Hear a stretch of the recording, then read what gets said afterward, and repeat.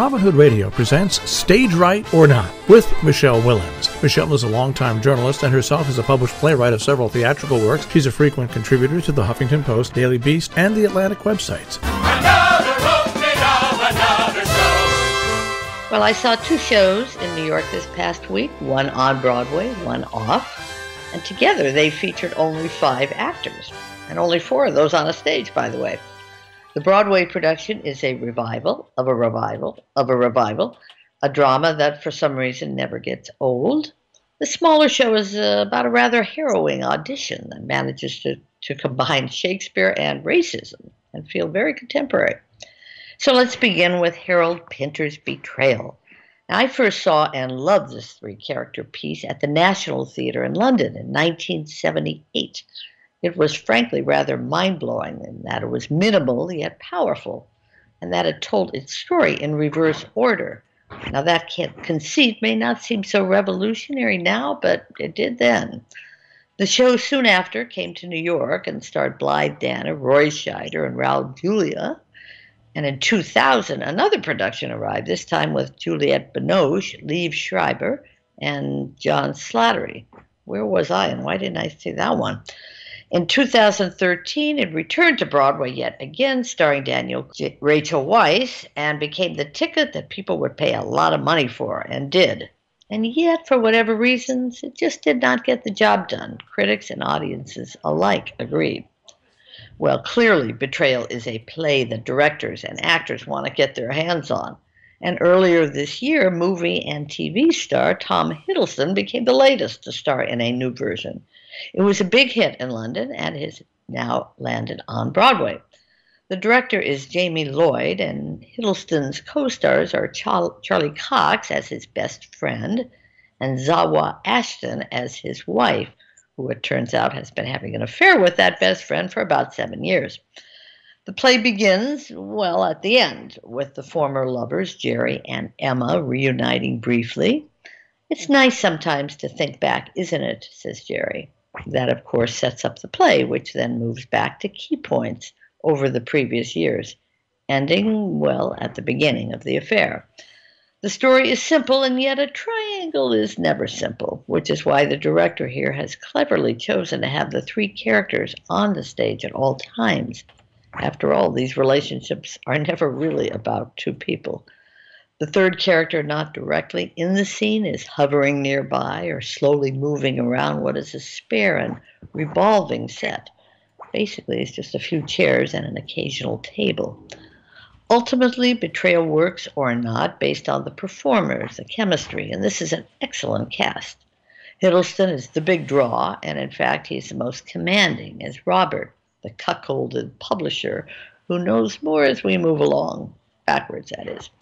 Watch him attack a plate of prosciutto and melon, and you appreciate how he so deftly combines humor with his obvious pain. Now, this is Pinter, of course, so be prepared for a lot of pauses. The play runs 90 minutes, but would probably be about 75 without the long silences. But those say plenty, as we know. Are the actual words memorable? Well, many lines resonate, even seemingly mundane ones like, "We're lovers." Yes, I thought it might be something along those lines. "I should have blackened you in your white bridal dress." Well, we'll see if the buzz on this Betrayal will match the last one. In its preview period, not so much, but the stellar notices now will certainly matter.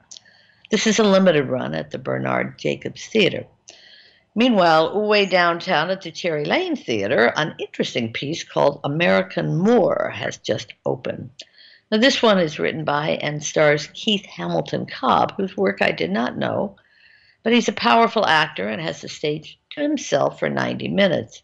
Another character suddenly speaks up. He's in the audience and is playing the director who was running an audition for the role of Othello.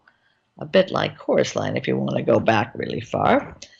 The play does go back and forth between the auditioner in compliant, somewhat humiliated mode and his own personal, less compliant inner dialogues about racism in the casting business and beyond.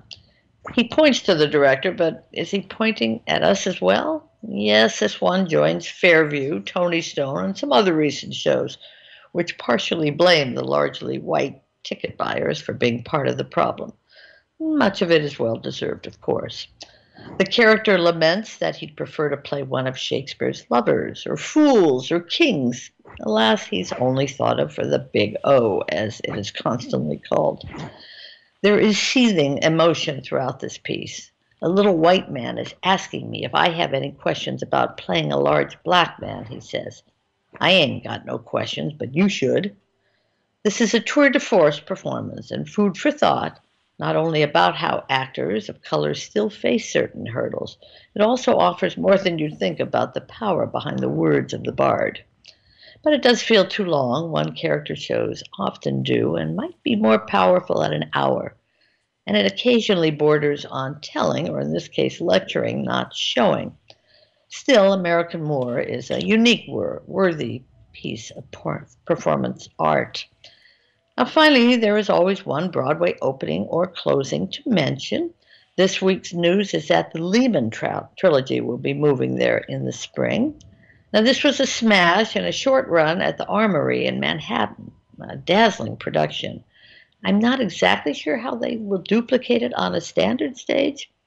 You know, I often talk here about how many small, intimate pieces don't always transfer well. Part of me thinks Lehman is almost too big to do so. But it has done well around the world, so there's no reason to be skeptical, unless you wonder if tourists who like the light stuff will gravitate to a 3.5-hour, three-performer play about a Jewish family who came here from nothing and went on to the top of the financial world.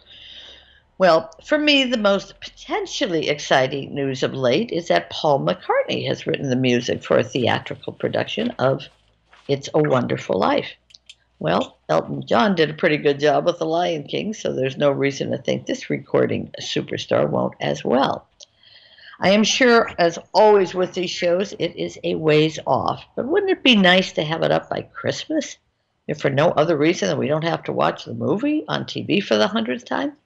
It's one of my favorites, Jill, but a McCartney musical version sounds pretty good to me. That yes, it actually does. And you know, where normally I'm skeptical, I think that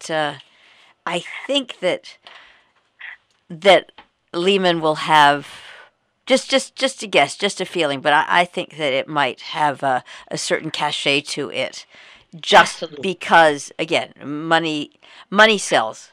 It's one of those things, and there's no one who's somewhere in the recesses of their brain pan doesn't know Lehman Brothers. No, that's absolutely right. And it'll be a limited run, so then it becomes right. And I don't think we should ever forget Nicholas Nickleby, just in terms of how will that ever work? There's something to be said for sort of reconfiguring or reframing or rethinking, not just reimagining. My new favorite. There's a number. The Ferryman was 3 hours this year. Not only won the Tony, but did very good business, at least for 6 months. I'm not sure it was supposed to run much longer. The big one coming in a few weeks is Inheritance, which is a two-parter a la Angels in America on a tough subject, but it's been a very big award winner in London. You know, they do pick up like you say, a buzz and a cachet that, you got to be the one who saw the Lehman trilogy. The truth is, a lot of people saw the Lehman trilogy in New York already when it played here, or there. But anyway, we'll figure it out. I'm sure it'll do well enough. All right, and are you excited about any other? I keep seeing little things that are being talked about other than Paul McCartney that might that might appear, and I can't really tell if they are just tidbits to tickle the imagination, or if they're actually really going to happen.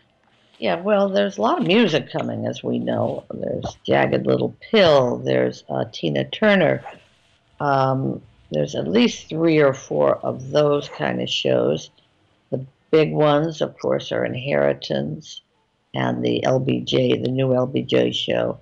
And then there's the Bob Dylan, talk about, music superstar, the Bob Dylan transference of Girl in the North Country from the public. There's going to be a lot of contemporary music. There's also a version being worked on right now I'm not sure if I'm allowed to talk about it, but that we'd probably be seeing next year at the Public Theater, music by Elvis Costello, a very interesting piece based on another really great movie. But I'm going to tease that for now until I know that I'm allowed to say more.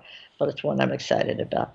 I don't know. People within the business are saying it looks like a really interesting fall and winter season ahead, which doesn't always happen. Heavy stuff usually starts us off, and then it gets very musical. So anyway, we shall see. But I'm looking for Sir Paul McCartney to make. He wrote an opera, didn't he, a few years ago? Absolutely. Oh, and an oratorio. I mean, the man has. Let's just say the man has range.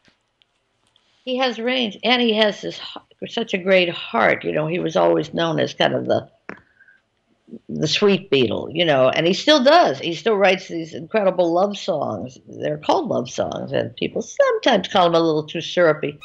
But so would he be the perfect choice for "It's a Wonderful Life"? Yeah, you know, I'll put money behind that one. Stage Right or Not with Michele Willens, produced in the studios of Robin Hood Radio, robinhoodradio.com.